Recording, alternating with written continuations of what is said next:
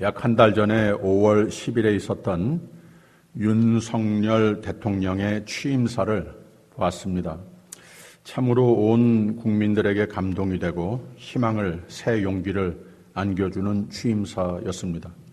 국회의사당 앞 광장에 전 대통령이 됐던 문재인 대통령과 또 박근혜 대통령을 비롯해서 각 나라들의 고영위인들과 약 4만 명이 참석한 초대석이 가득 채운 채 16분의 취임사를 했는데, 절로 이 취임사의 주제가 된 것은 자유였습니다. 이 자유라고 하는 말을 그 취임사 16분의 짧은 취임사 중에 거의 40번, 39번인지 40번인지 제가 세봤습니다.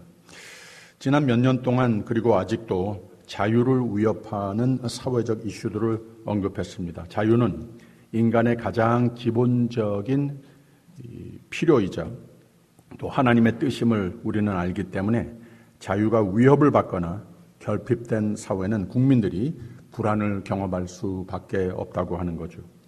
근대 사회적 이슈 중에 가장 큰 자유의 위협은 물론 코비드의 팬데믹이었습니다.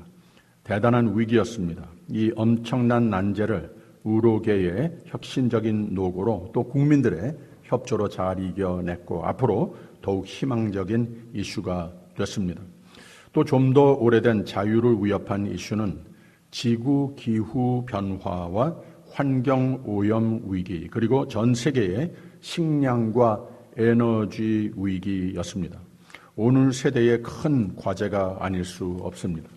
그리고 후세대의 교육, 오늘 세대의 모든 사회적 위기에 대한 교육의 불균형과 진실에 벗어난 정보의 남발로 인한 이 소셜 미디어를 사회적 오염 요소로 지적을 하기도 했습니다.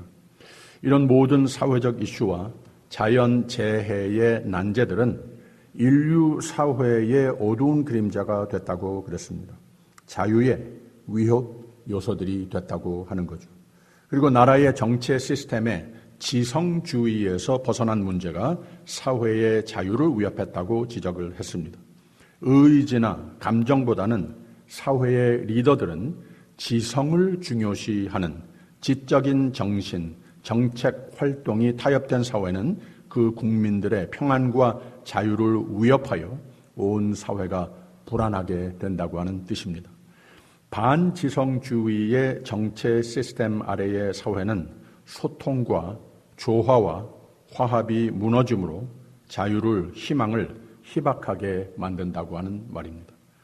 나는 대통령으로서 주어진 소명은 하면서 과학의 진실을 강요하며 합리주의와 지성주의의 회복을 통해 우리나라의 자유를 위협한 사회의 갈등 요소들을 다 해소하기를 위해 최선을 다할 것이라고 약속을 외칠 때 큰 박수 소리가 들렸습니다. 이거 우리 할 수 있습니다. 자신 있게 외쳤습니다. 한국과 온 인류의 역사 속에는 위기가 늘 있었지만 국민의힘이 자유를 주장하며 자유의 가치를 주장하며 자유의 가치를 재발견했을 때 늘 자유는 회복됐고 평화와 번영과 풍요로움과 사회의 성장을 반드시 이뤘다고 열창했습니다. 이 자유의 회복, 자유의 가치의 재발견이 민주주의와 평화와 자유의 나라를 공정한 교육과 사회의 정체가 이걸 보장해 줄 때, 이 자유의 보편적 가치를 인정하고 보장해 줄 때 온 국민이 연대해서 온 세계로 이것이 펼쳐질 때 양극화, 사회 갈등의 세력은 그 가치와 힘을 잃고 또 다른 자유와 평화를 위협하는 모든 세력은 자동적으로 사회에서 제거되는 것이라고 하면서 이 시대에 대통령의 소명이 주어진 나는 새로운 도약과 혁신으로, 과학과 기술의 혁신으로, 새 용기로 자유를 위협했던 어두운 그림자들을 걷어내고 자유를, 평화를 되찾는 나라, 이 희망을 국민들에게 안겨주는 대통령이 되기를 약속한다라고 하는 새 희망을 심금을 울리는 스피치를 잘 해냈습니다.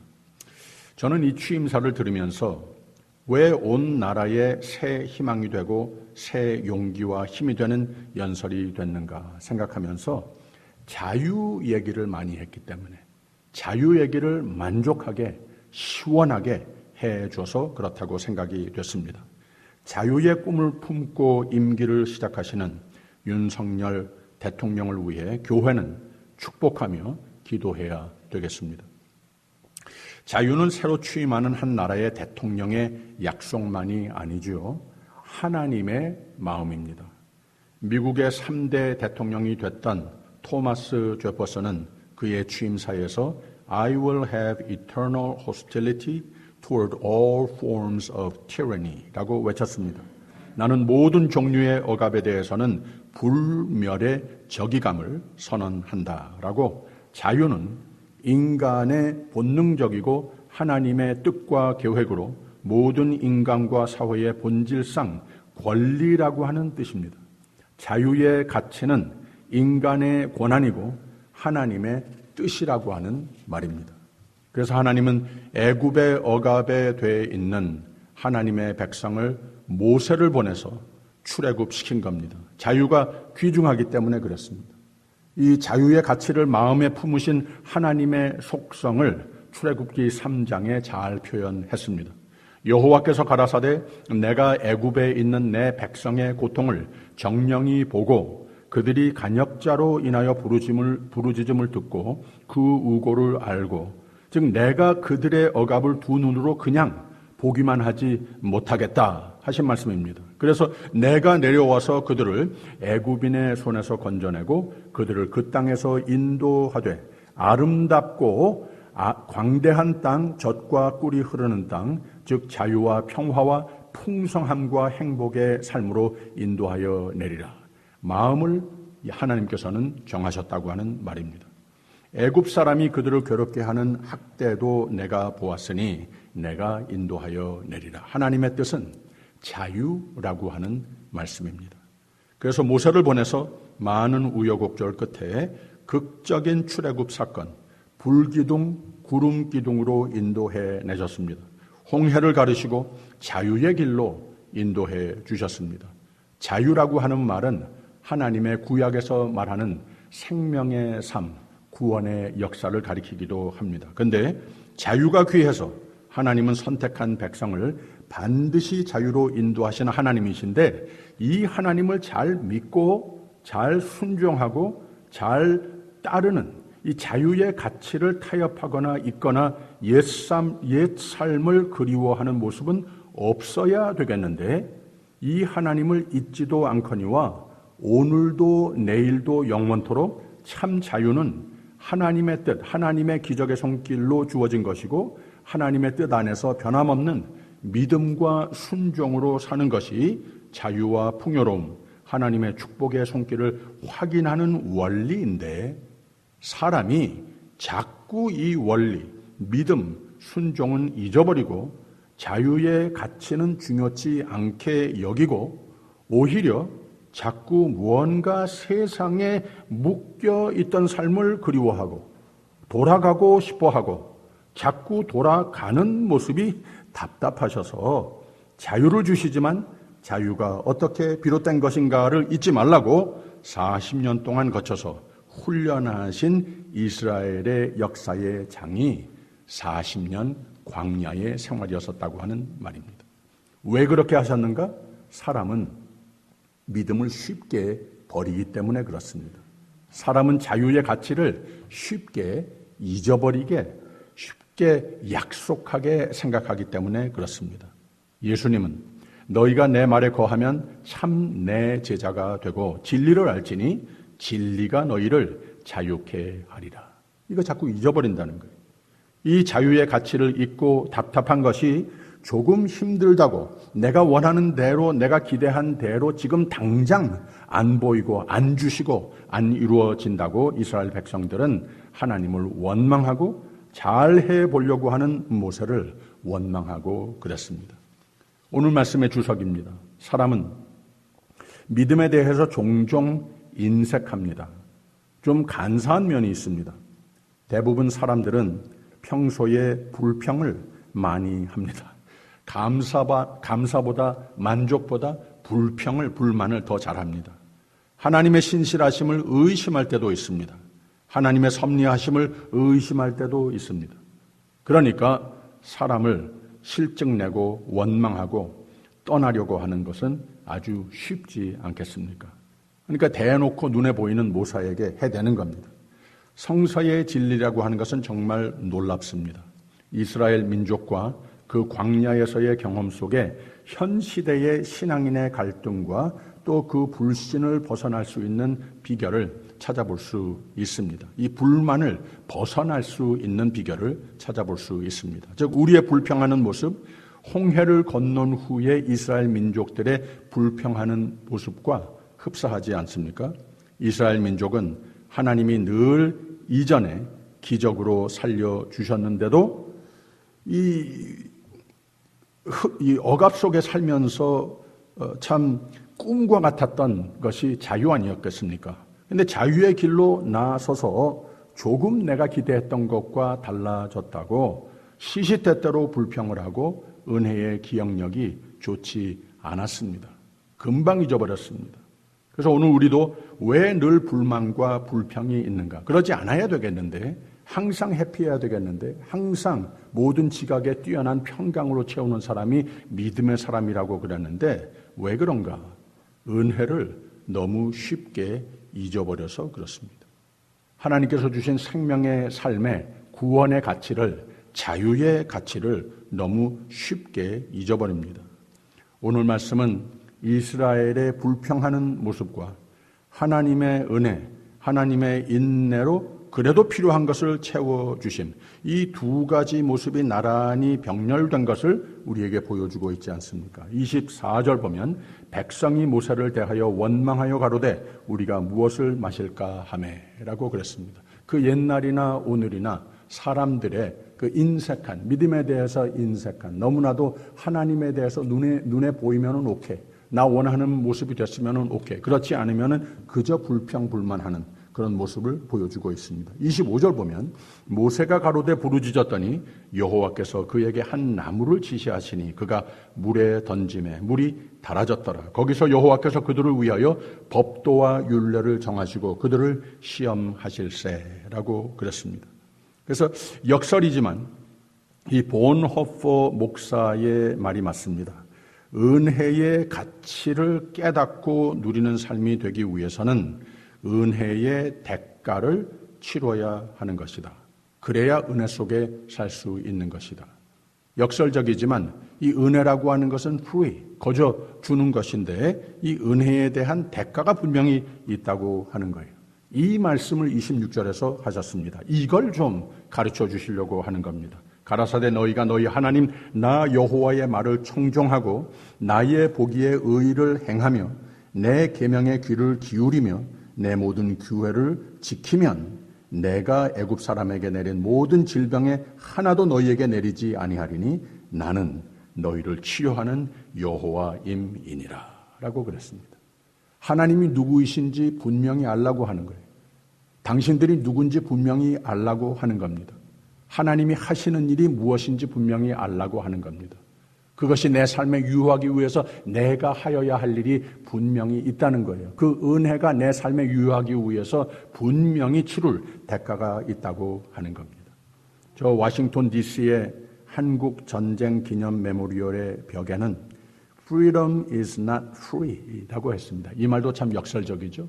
Freedom이라고 했는데 이게 거저 주어지는 것이 아니다. 자유는 지켜야 하는 것이라고 하는 말입니다. 믿음도 지켜야 한다고 하는 말입니다. 하나님의 선물인 은혜와 복된 삶은 믿음을 잘 지킬 때 누려지는 것이라고 하는 말을 썼습니다. 22절 모세가 홍해에서 이스라엘을 인도하며 그들이 나와서 수르 광야로 들어가서 거기서 사흘 길을 행하였으나 물을 얻지 못하고 라고 그랬습니다. 지금까지 홍해 건너 30마일 정도를 사막 속에 걸어왔습니다. 거기는 GPS도 없습니다. 매프도 없습니다. 길도 없습니다. 험한 모래, 돌, 이런 곳을 지나가는 거예요. 우리 어디 가는 거지? 어떻게 가야 하는 거지? 그늘도 없습니다. 물도 없습니다.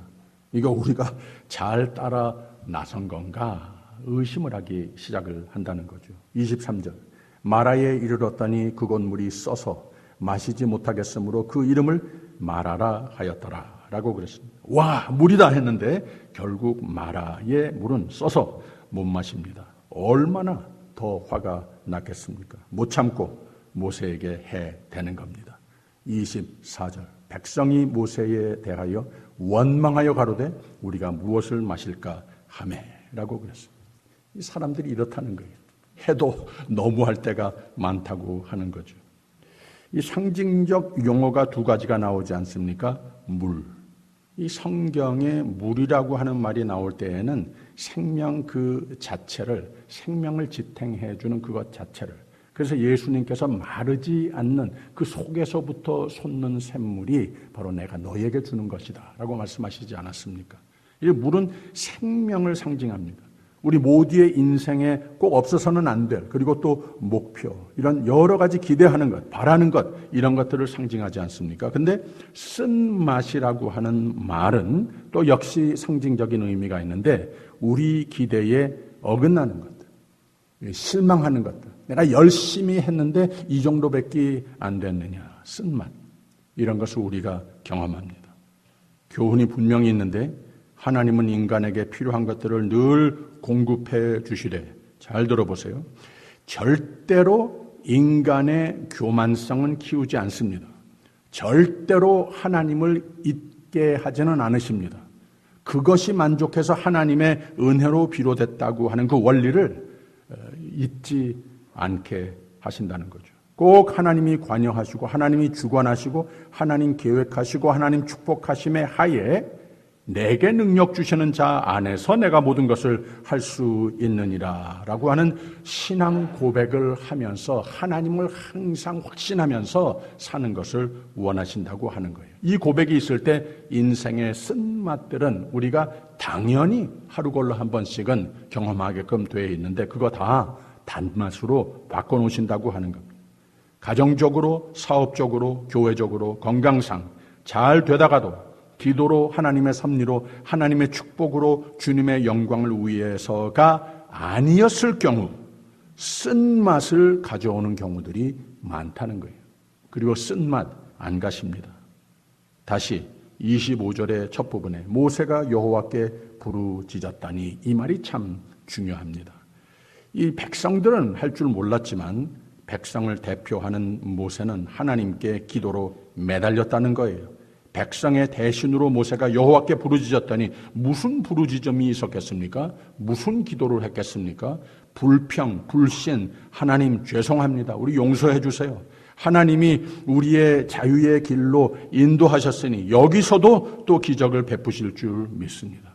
우리 이렇게 부족하지만 너무 쉽게 넘어지고 너무 쉽게 믿음을 저버리기도 하지만 하나님 우리 불쌍히 여겨 주시옵소서. 바로 이 기도, 이 신앙 고백이 있을 때 하나님의 기적을 다시 체험하게 된 거라고 하는 말입니다. 쓴 물이 단물로 바뀌었습니다.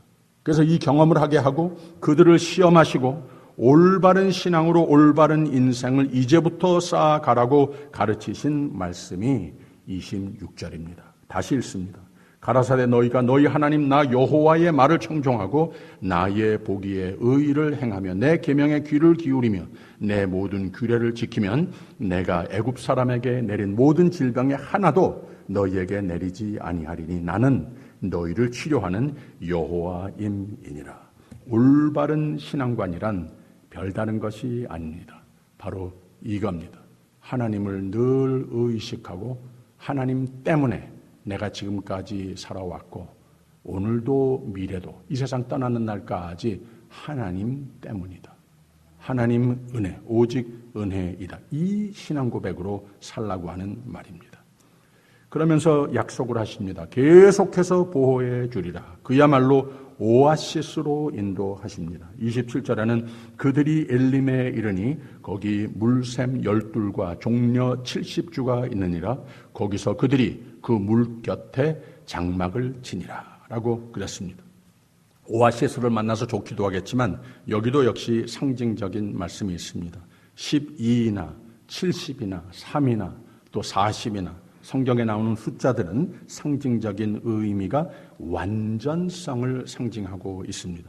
즉 사람이 더 바랄 것이 없는 은혜로 인도하시는 하나님이시라고 하는 겁니다. 족한 은혜라고 하는 말씀을 우리 같이 수요일에 나누지 않았습니까? 안식처라고 하는 말은 믿는 자의 생애의 형통과 하나님의 영광을 상징하고 있습니다. 이 엘림이라고 하는 말은 원래 원어에서 이게 확실치 않기 때문에 여러 가지 학자들의 견해가 있지만 바로 하나님이 인도하시는, 하나님이 거하시는 곳, 거기에 우리가 거할 곳, 참 인생의 여러 가지 열악한 환경들을 만나지만 우리에게 참 안식이 되는 곳이 바로 거기다. 이런 뜻을 가지고 있습니다. 이해가 되는 것이 광야 중에 쉴 만한 풍성한 안식처가 이것을 얼마나 바랬겠습니까? 바로 하나님께서는 이 세상을 살아가는 광야와 같은 세상 사는 가운데에 이 오직 은혜 신앙 고백을 가지고 살 때에 오직 하나님뿐이다. 오직 하나님의 은혜 때문에 내가 지금까지 그리고 또 이 세상 끝날까지 살 것이다. 이 은혜를 고백하는 삶이 됐을 때 엘림과 같이 하나님께서는 우리의 목자가 되셔서 쉴 만한 물가로 풍성한 푸르른 초장으로 항상 인도하시는 하나님이시라고 하는 거죠. 인생의 길은 마라, 쓴맛과 엘림, 안식으로 엮어져 있습니다. 우리의 선택입니다. 인생의 마라를 만날 때 불평하고 원망하고 믿음을 떠나고 그럴 것이 아니라 이 모세가 본을 주었듯이 기도하고 회개하고 하나님 말씀 청종 행하는 삶, 이것을 다짐하면 되는 겁니다. 다른 방법 없습니다. 하나님께 돌아와야 하는 겁니다. 그러면 꼭 인생의 쓴물들이 단물로 바뀌는 기적이 나타납니다. 반드시 우리의 삶을 엘림으로 바꿔 놓으십니다. 하나님의 완전하신 축복으로, 만사형통의 축복으로, 고생스러운 인생길도 때때로 참 안식을 차지하는 축복으로 인도하시는 하나님이십니다. 할렐루야. 여러분의 오늘의 광야의 길은 어떤 상태입니까? 오늘까지 기적으로 살려주시고 축복하셨는데 그 감격을 혹 잊지는 않으셨는지요? 나의 과거를, 하나님의 은혜를 부분적으로만 기억함으로 오히려 그때가 낫었다, 어리석게 생각이 들 때도 있습니까? 오늘도 오늘 말씀에 비추어서 어떤 상태이든 어떤 감정이든 인생의 쓴맛이 우리를 영원히 떠나지 않을 것 같더라도 신실하신 하나님을 믿고 기도하는 삶이 되십시오. 의심치 않고 기도하는 삶이 됐으면 꼭 응답하시리라고 하는 약속에 기대하고 모세와 같이 하나님께 부르짖는 우리 신앙의 모습을 늘 경고케 세우고자 발버둥할 때 하나님은 우리의 삶을 단물로 바꿔주시는 하나님이심을 믿으시기를 부탁드립니다. 인생이 끝이 없는 팬데믹의 변종들과 같이 산 넘어 산 고난이 돼도 하나님은 여러분을 눈동자같이 보호하시고 형통의 길로, 의의 길로 인도하시는 하나님이심을 믿으시기를 부탁드립니다. 하루 일과의 부분을 여호와의 말을 청종하고 하나님 보시기에 의를 행함으로 하나님의 은혜로 자비로 용서로 늘 강건함으로 삶의 엘림을, 안식처를 주님 만나는 날까지 늘 차지하시는 저와 여러분이 되시기를 주님의 이름으로 축원합니다. 오늘은 또 성령 강림 주일 아닙니까?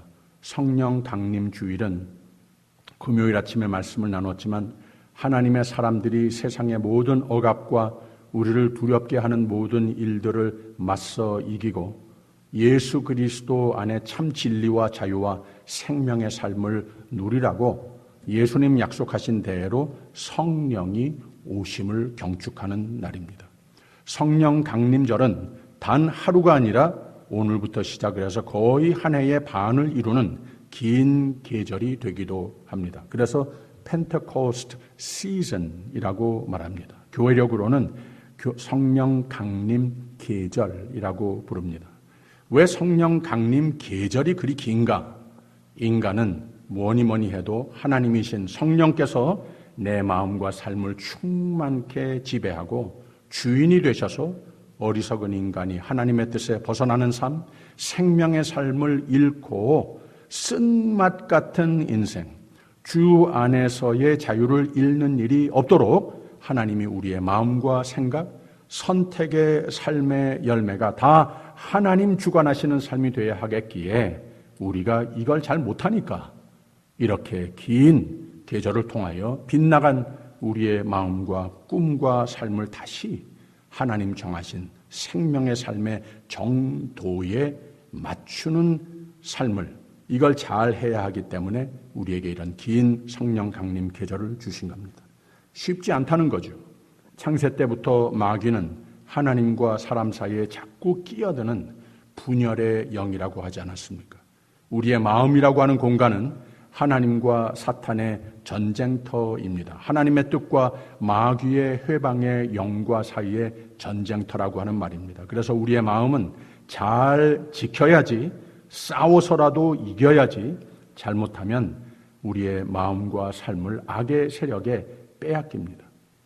하나님 안에 생명의 삶, 모든 악과 억압으로부터의 자유보다는 잘못하면 세상의 악에 짓눌려서 참 억압을 받는 삶이 다시 될 수 있다고 하는 거죠.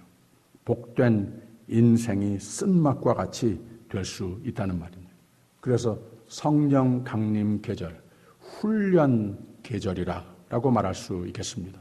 하나님이 누구신가? 하나님이 나를 얼만큼 어떻게 사랑하셔서 예수 그리스도 안에 놀라운 은혜로 나를 누구로 만들어 주셨는가를 다시 한번 깊이 깨닫는 계절입니다. 다시 한번 하나님이 애당초 나를 만드신 자유의 존재, 지금도 영원도 하나님의 생명의 선물, 참 평강과 형통의 삶을 인생의 단물을 다시 발견하고 다시 재건하라고 하나님은 이 복된 성령 강림 계절을 축복해 주신 겁니다. 다시 하나님이 누구신가? 하나님의 은혜로 말미암아 예수 그리스도 안에서 내가 누가 됐는가를 감사로 기억을 하며 감사로 회복하는 계절이 성령 강림 계절입니다.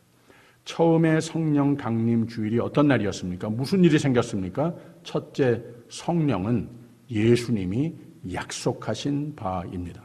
요한복음 14장을 보면 내가 아버지께 구하겠으니 그가 또 다른 보혜사를 너희에게 주사 영원토록 너희와 함께 있게 하시리니 라고 그랬습니다.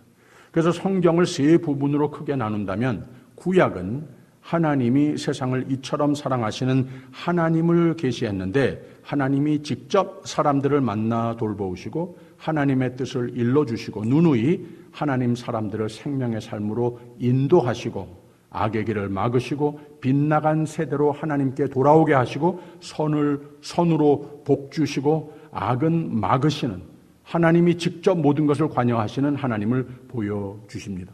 복음서는 성자 예수 그리스도께서 성육신 하나님이 사람을 입고 세상에 내려오셔서 그 안에 단번에 그의 생애로 천국의 복음을 선포하시고 그 안에서 그를 구세주로 영접함으로 오늘도 영원도 하나님이 뜻하시는 바 온 세상을 그에게로 다 이루신 생명의 삶으로 인도하신 사건이 그의 탄생과 생애와 죽으심과 부활인 겁니다.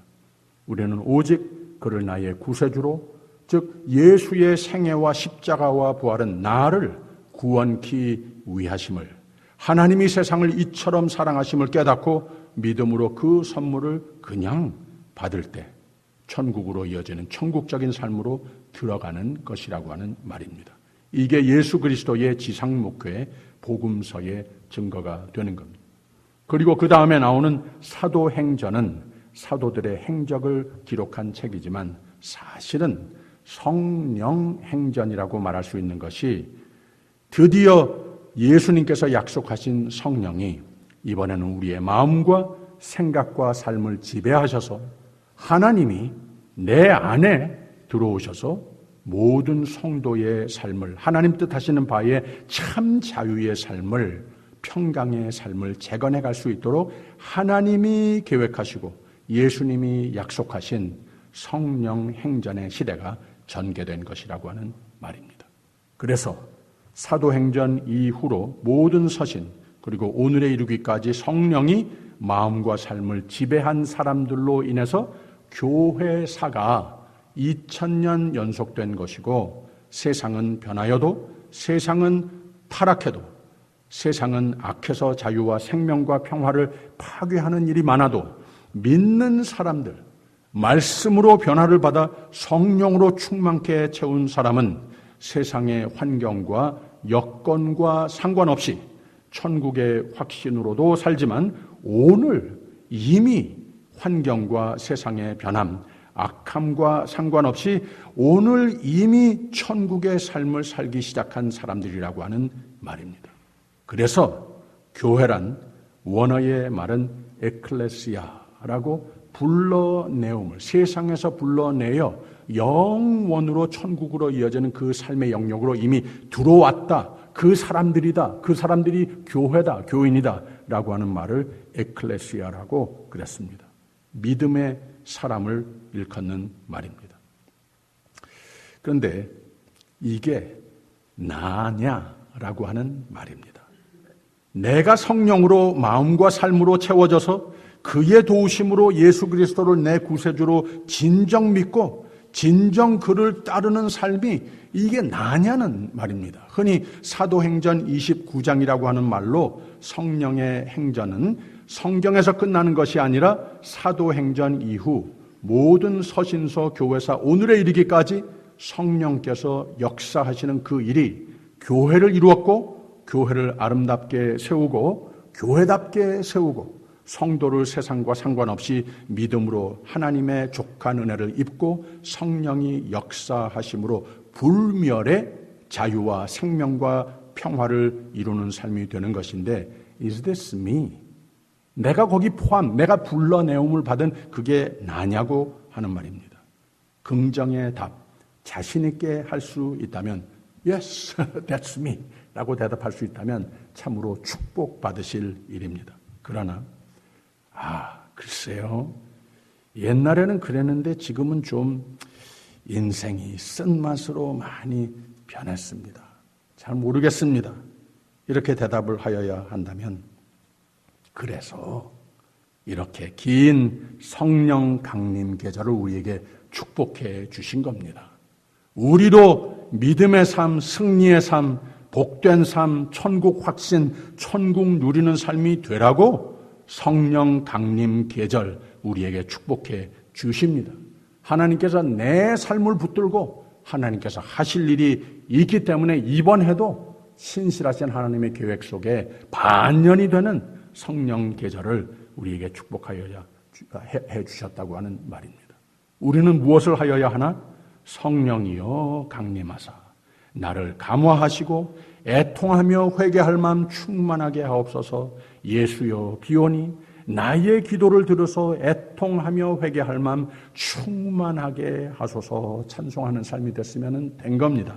성령이여 충만하셔서 내 삶을 이런 모든 열악한 세상을 넉넉히 이기도록 나를 도와주셔서, 나를 고쳐주셔서, 이렇게 이 하나님께 성령 충만하시라고 드려지는 삶을 노력하고 훈련하는 계절이 되면 하나님께서 우리에게 애당초 주신 그 값진 생명의 삶의 선물이 내 것이 된다고 하는 겁니다. 그래서 수요 예배 선전을 하는 것은 아닙니다만은 이번 수요일부터 12주 동안 성령이 충만케 채우시는 삶, 승리의 삶, 참 행복의 삶이 되라고 그 주제로 수요 예배, 목요 예배를 이번 주부터 드립니다. 많이 오십시오.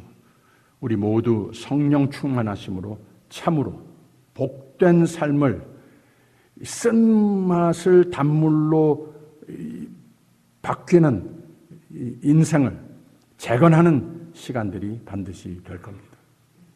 요한복음 14장 7절에는 저는 성령은 진리의 영이라 세상은 능히 저를 받지 못하나니 이는 저를 보지도 못하고 알지도 못함이라. 그러나 너희는 저를 아나니 저는 너희와 함께 거하시며 또 너희 속에 계심이니라. 내가 너희를 고와 같이 버려두지 아니하고 너희에게 오리라. 우리의 생명의 삶, 권능의 삶을 위해서 오시는, 반드시 오시는 성령을 받으시고 받으시되 충만케 받으시는 저와 여러분이 되시기를 주님의 이름으로 축원합니다. 기도하겠습니다.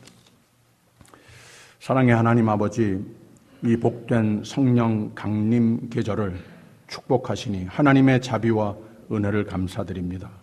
인생의 쓴맛을 경험할 때마다 불평하기보다는 나의 마음과 삶을 하나님의 마음으로 더욱 채우고 의의를 쌓아가는 삶이 되어서 하나님이 인정하시며 영과 육으로 강건하며 항상 성령으로 충만해서 어떤 환경과 여건 속에서도 하나님이 함께 하시니 영원히 목마르지 않게 하시는 우리 속에서 솟아나는 생명의 샘물로 기쁨과 감사와 풍성함과 강건함으로 승리하는 하나님 사랑하시는 모든 성도가 되게 하여 주시옵소서.